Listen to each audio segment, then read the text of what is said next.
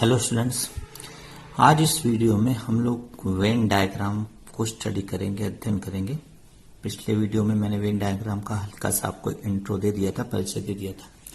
आगे बढ़ते हैं। वेन डायग्राम में क्या होता है, एक आयत, एक रेक्टेंगल बनाया जाता है जो रिप्रेजेंट करता है समष्टि समुच्चय को, यानी कि यूनिवर्सल सेट को, और इसके अंदर आप बनाते हैं क्या,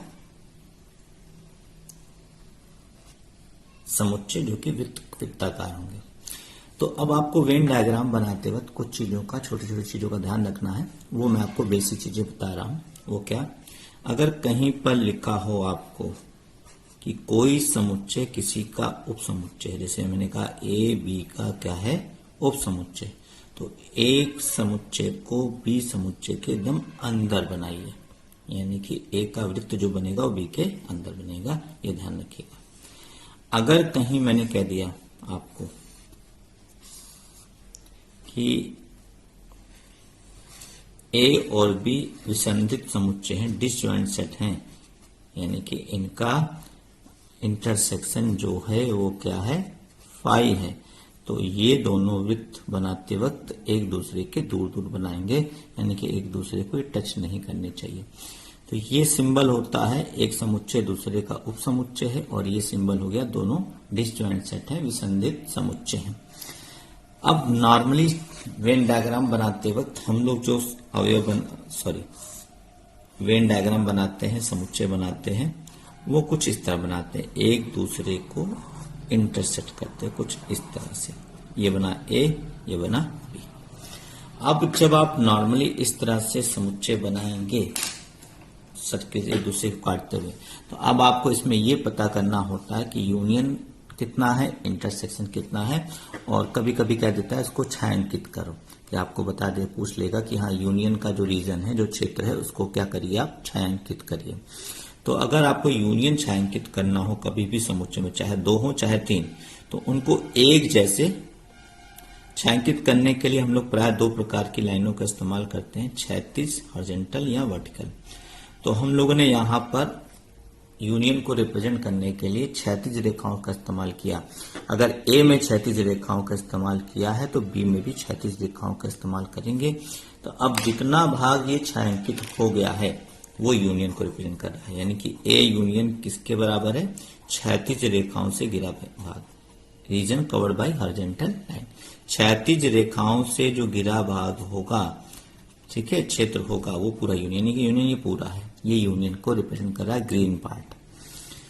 अब अगर आपसे कभी इंटरसेक्शन पूछ लिया जाए, मान लो कि आपको ये समुच्चय यूनिवर्सल हो गया और ये दो समुच्चय हो गए आपके, अब आपसे पूछा जा रहा है कि इसमें बताओ इंटरसेक्शन कितना है। वैसे तो इंटरसेक्शन दूर से दिख रहा है कि जहां पर दोनों समुच्चय, दोनों वृत्त एक दूसरे को काट रहे हो, वो एक इंटरसेक्शन कहलाता है। अगर आप इसको डिटेल से, विस्तार से बनाना चाहें तो ए में हॉरिजॉन्टल लाइन ड्रा करिए और बी में वर्टिकल, और जहां पर लाइनें इंटरसेक्ट करेंगी वही आपका इंटरसेक्शन है, ठीक है। तो ए इंटरसेक्शन बी क्या हुआ, जहां पर वेयर लाइंस इंटरसेक्ट, या यूं कर सकते हैं, या इसको इस तरह भी बनाया जा सकता है, इंटरसेक्शन को आप इस तरह भी बना सकते हैं। ये ए है, ये बी है, यू ए बी, ये खाली इतने को ही छायांकित करिए जितना आपको पता है। तो ये है, जहां पर दोनों वृत्त काट रहे हो उतने को छायांकित कर दीजिए। तो ये भी इंटरसेक्शन को, तो ये भी इंटरसेक्शन को बनाने का तरीका, ये भी नॉर्मली हम लोग यही तरीका अपनाया करेंगे।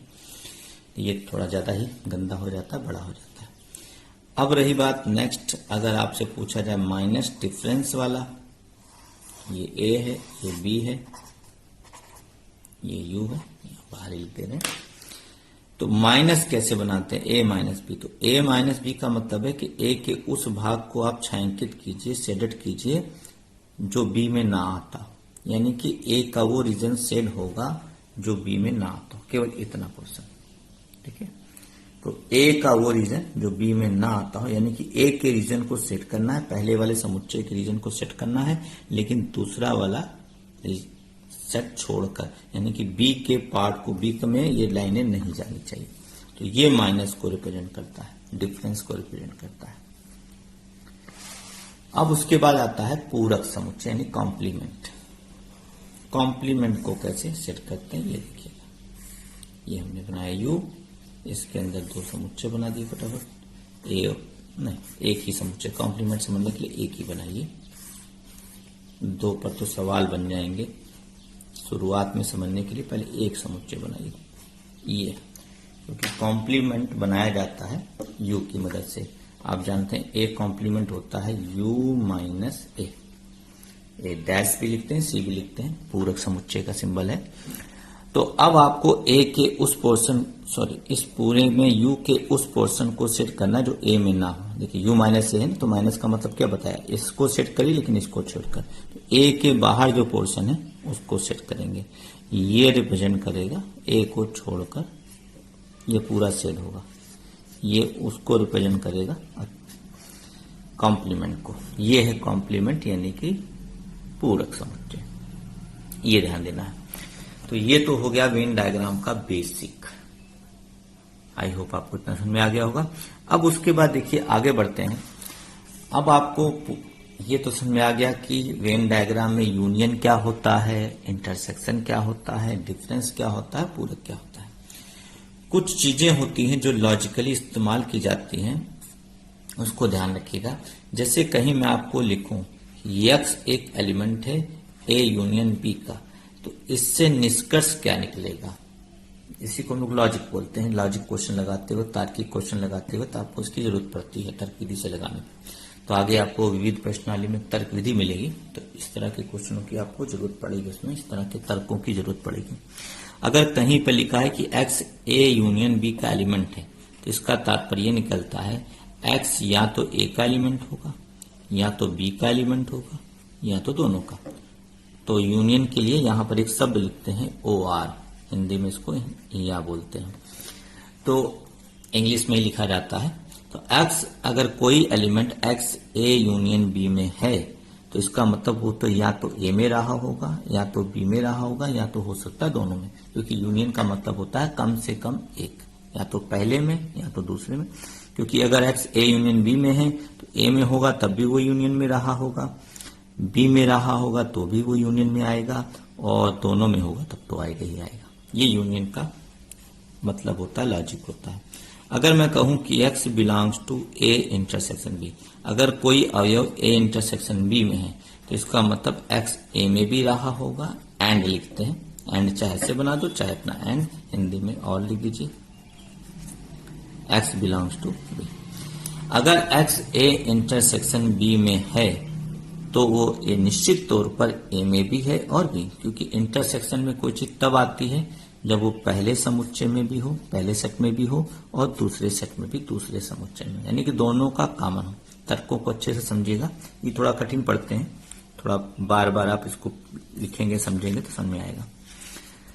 तो ये इंटरसेक्शन की बात है। अब उसके बाद आते हैं डिफरेंस।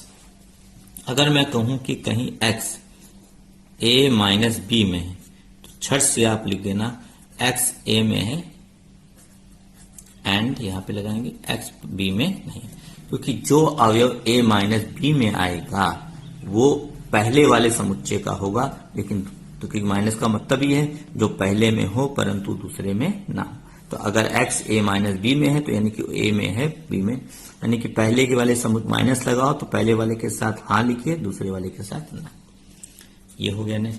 अब पूरक समुच्चय लीजिए। अगर कोई x a का एलिमेंट है, तो अगर इस पे पूरक समुच्चय का चिन्ह लगाएंगे तो झट से लिख देना ये इसमें नहीं होगा। जो a में है वो a डैश में नहीं होगा, या जो a डैश में अगर आपने लिख दिया तो वो a में नहीं होगा। ये तर्क याद रखिएगा इसका। तो ये पूरक समुच्चय का तर्क है, तर्क की क्वेश्चन लगाते हुए जरूरत पड़ती है आपको। उसके उपरांत आपका एक आपने पढ़ा था घात समुच्चय, पावर सेट, जिसमें आप a के उप समुच्चय लिखते हैं और a के उप समुच्चय पावर सेट के क्या बन जाते हैं, अवयव। यानी कि अगर x a का सबसेट है, उप समुच्चय है, तो ये घात समुच्चय का क्या होगा, अवयव होगा। यहाँ उल्टा भी कह सकते हैं, यहाँ दोनों तरफ भी एरो लगा सकते हैं, मतलब इससे ये निष्कर्ष निकलता है तो इससे ये। ठीक है, दोनों साइड में इंप्लाइज दैट का सिंबल लिख गया। तो अगर x ए का उपसमुच्चय है तो x पावर सेट का अवयव होगा, या यूं कर सकते हैं कि अगर x पावर सेट का एलिमेंट है, अवयव है, तो वो x ए का क्या होगा, उपसमुच्चय। यानी कि इसकी जगह पर ये लिखा जा सकता है, इसकी जगह पर ये, इसलिए दोनों तरफ एरो लगा दिया, 2a हो गया ये मतलब। तो ये कुछ छोटे छोटे तर्क हैं, लॉजिक हैं, जो आपके काम के हैं, इनको आपको ध्यान रखना है। तो वेन डायग्राम और ये वेन डायग्राम भी क्वेश्चन लगाते वक्त आपकी मदद करते हैं। जैसे कभी आपसे पूछ लिया जाए कि भाई आपके 1.4 या 5 एक्सरसाइज में आपको ये क्वेश्चन भी मिलते हैं, आपसे पूछ लिया जाए ए यूनियन बी का कॉम्प्लीमेंट बनाइए, या ये तो बुक का ही क्वेश्चन है, मैं बुक के अलावा ले लूं, जैसे A union B intersection C का वेन डायग्राम बनाइए। तब आप इसका वेन डायग्राम कैसे बनाएंगे देखिएगा, बहुत इजी होता है। देखिए ये यू है, आप यहां लिख सकते हैं, तीन समुच्चय यहां पर ए, तीनों को एक दूसरे से काटते बनाइए, ये बना दिया हम लोगों ने। अब आपको इनको छायांकित करना है, यानी कि इसका वेन डायग्राम बनाना मतलब इसका छायांकित करना। तो पहले आप ए और बी को, जो ब्रेकेट के अंदर समुच्चय होंगे, सेट होंगे, उनको करेंगे। तो यूनियन का मतलब दोनों को एक जैसा छायांकित करिए। तो ए और बी को एक जैसा छायांकित कर दीजिए, भले उसका कुछ पार्ट सी में चला जा रहा हो, लेकिन ए और बी पूरा कवर कर लेंगे। चलिए, कवर हो गया ए और बी। अब सी के साथ इंटरसेक्शन लगा है, तो सी को इनके साथ छायांकित करते वक्त, चूंकि दोनों में सेम यूनियन का साइन नहीं है, यूनियन होता तो सी को भी ऐसे ही छायांकित करते, लेकिन इंटरसेक्शन लगा है तो इसमें आप खड़ी लिखा है, वर्टिकल लाइन खींचेंगे, ऊर्ध्वाधर देगा। तो जितना रीजन एक दूसरे को काटेगा, इंटरसेक्ट करेगा, वो आंसर होगा। तो A union B intersection C क्या हो गया, छायांकित भाग, यानी कि वेयर लाइन्स इंटरसेक्ट। देखिए जहां पर लाइन है ये छायांकित, चाहे तो आप इसको इसे डार्क कर दीजिए, लिख दीजिए डार्क ग्रीन पार्ट, ठीक है, गाढ़ा हरा, ठीक है। तो कुछ भी लिखकर यहाँ लैंग्वेज आपको लिखनी पड़ेगी कि कौन सा रीजन है जो इसको व्यक्त करता है, यहाँ पे अपना लैंग्वेज लिख देंगे। तो वो पार्ट, या इसको आप काला कर दीजिए, डिफरेंट कलर से कलर कर दीजिए, ऐसे काला कर दीजिए तो काला पार्ट, ब्लैक पार्ट, ठीक है।